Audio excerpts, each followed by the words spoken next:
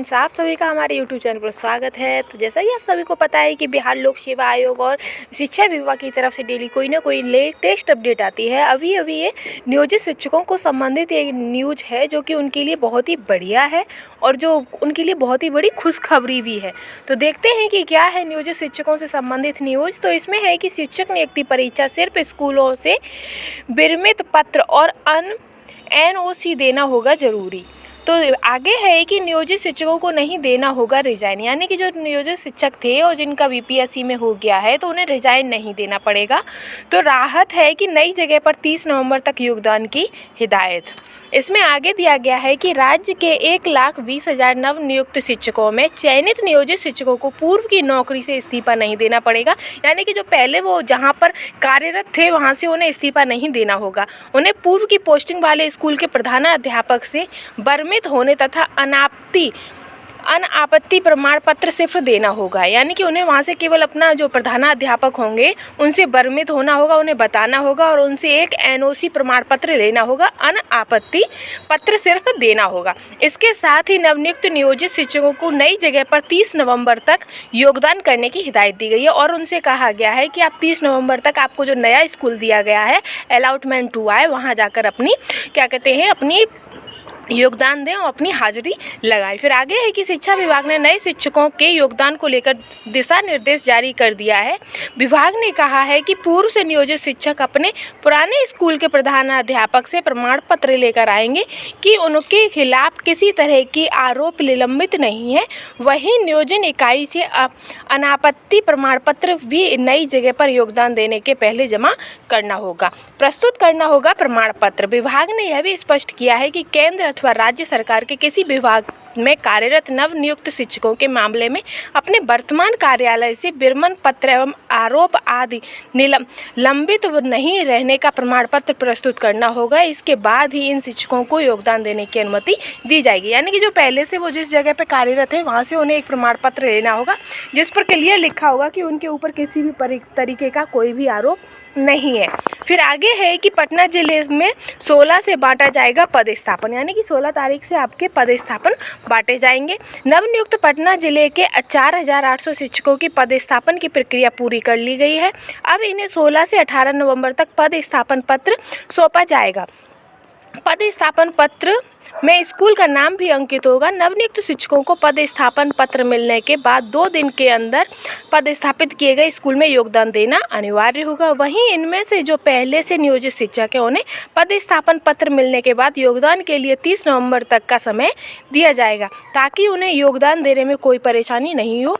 DEO Amit Kumar ने बताया है कि जिस दिन से स्कूलों में योगदान देंगे उसी दिन से सैलरी भी शुरू हो जाएगी, यानी कि अगर आप 16 तारीख से स्कूल ज्वाइन करते हैं तो आपकी 16 से ही सैलरी बनना शुरू हो जाएगी। फिर इन स्कूलों में बांटा जाएगा पत्र, तो वो आपका बांकीपुर गर्ल्स हाई कॉलेज है, फिर BN कॉलेजिस्ट हाई स्कूल है, फिर शास्त्री नगर बालिका हाई स्कूल है, फिर Raghunath Balika high school, Patna collegiate high school.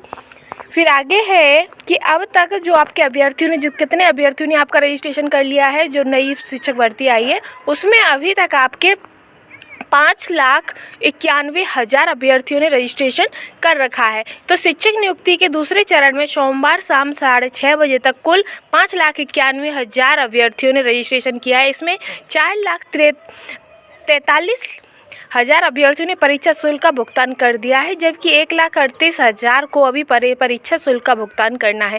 पंजीकरण करने वाले और परीक्षा शुल्क का भुगतान करने वाले अभ्यर्थियों में से 1,74,000 ने आवेदन भी कर लिया है, जबकि 2,69,000 इस प्रक्रिया में लगे हैं।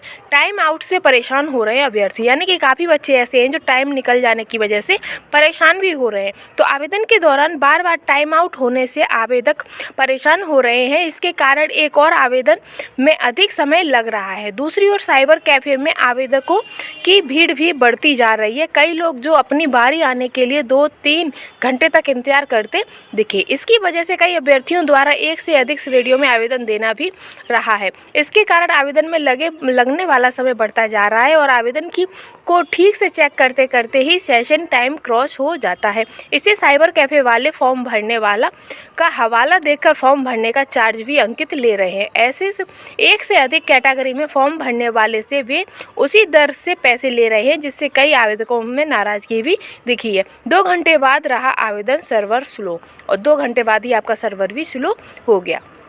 आगे आपकी नेक्स्ट न्यूज है कि प्राथमिक शिक्षक के लिए आवेदन करने की प्रक्रिया, यानी कि जो प्राथमिक शिक्षक है उसके लिए आवेदन करने की प्रक्रिया कैसी रहेगी। तो दूसरे चरण की शिक्षक नियुक्ति में प्राथमिक शिक्षक के लिए आवेदन करने वाले वैसे अभ्यर्थी जिनका द्वारा विज्ञापन 27/2023 शिक्षा विभाग, बिहार पिछड़ा वर्ग एवं अति पिछड़ा वर्ग कल्याण विभाग एवं अनुसूचित जाति व जनजाति कल्याण विभाग के अंतर्गत पूर्व में ऑनलाइन आवेदन की प्रक्रिया पूर्ण कर ली गई है और वे वर्ग 1 से 5 विद्यालय अध्यापक के लिए ऑनलाइन फॉर्म आवेदन करना चाहते हैं तो लॉगिन कर डैशबोर्ड पर 1 से 5 विद्यालय अध्यापक से संबंधित लिंक पर क्लिक करते हुए आवेदन कर सकते हैं। वैसे अभ्यर्थी जिनके द्वारा पूर्व में किसी भी वर्ग के लिए ऑनलाइन आवेदन नहीं किया गया है और वे वर्ग 1 से 5 के साथ अन्य वर्गों के लिए भी आवेदन करना चाहते हैं तो सर्वप्रथम 1 से 5 को छोड़कर अन्य वर्ग के लिए रजिस्ट्रेशन, परीक्षा शुल्क का भुगतान व अंतिम रूप से ऑनलाइन आवेदन की प्रक्रिया को करेंगे। इसके बाद लॉगिन कर डैशबोर्ड पर 1 से 5 विद्यालय अध्यापक से संबंधित लिंक पर क्लिक करते हुए ऑनलाइन आवेदन करेंगे। फिर आगे है कि दोबारा पेमेंट का लिंक आ रहा हो तो बाद में क्लेम करें, यानी कि अगर आपने आवेदन किया है उस पर दोबारा से पेमेंट लिंक आ रहा है तो आप उसके लिए क्या करेंगे। तो शिक्षक भर्ती परीक्षा के द्वितीय चरण में रजिस्ट्रेशन और आवेदन करने वाले जिन अभ्यर्थी को पेमेंट करने के बाद भी दोबारा पेमेंट करने का लिंक आ रहा है वे ऑनलाइन आवेदन की प्रक्रिया पूरी करने के लिए दोबारा पेमेंट करेंगे। पिछले भुगतान की राशि वापस लेने के लिए वे अपने बैंक व ICICI बैंक को कैरवेज बैंक शब्द को लिखते हुए ईमेल कर कैरवेज बैंक का क्लेम करेंगे। ठीक है गाइस, फिर है कि आगे होने वाली परेशानियां, जो आपको परेशानियां हो रही हैं उसके बाद भी फिर कक्षा 1 से 5 तक के चयनित शिक्षकों का प्रशिक्षण 20 से हो जाएगा और जो आपके जो कक्षा 1 से 5 तक के जो शिक्षण जो आपके पहले फेज के जो शिक्षार्थी हैं उनका हो चुका है तो उनका जो प्रशिक्षण है वो 20 नवंबर से स्टार्ट हो जाएगा और 2 दिसंबर तक वो चलेगा। ठीक है गाइस, तो ये तो आपकी सुबह की लेटेस्ट अपडेट हो गई और ऐसी ही लेटेस्ट अपडेट के लिए हमारे चैनल से बने रहिएगा। Thank you guys.